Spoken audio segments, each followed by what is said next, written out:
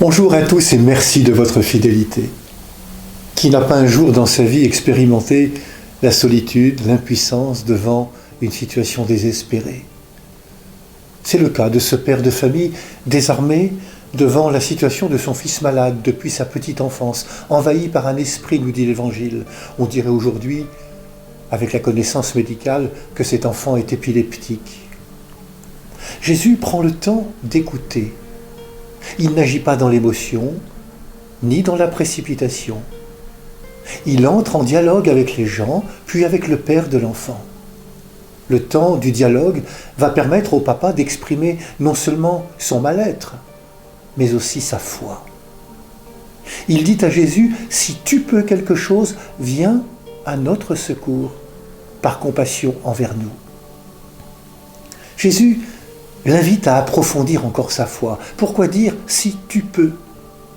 C'est alors que l'homme reprend en disant « je crois, viens au secours de mon manque de foi ». Qu'a fait Jésus ? Grâce au dialogue qu'il a engagé avec lui, Jésus a suscité un acte de foi « je crois » et une prière intense de la part du Père « viens au secours de mon manque de foi ». Il est des situations où la foi et la prière sont indispensables. Elles permettent au cœur du repli, de l'impuissance, du désespoir, de nous ouvrir à un autre que nous-mêmes, de nous ouvrir à une vie encore possible.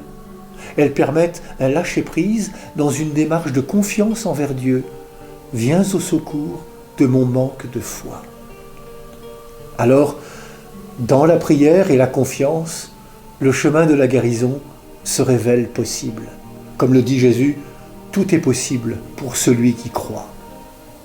En mettant en Dieu sa confiance, cet homme a pris conscience qu'il n'était pas seul dans son combat contre la maladie de son fils. Il a pris conscience que Jésus était présent au cœur même de ce combat et que là où est le Christ, là est aussi la vie. Bonne journée à toutes et à tous, prenez bien soin de vous et des autres.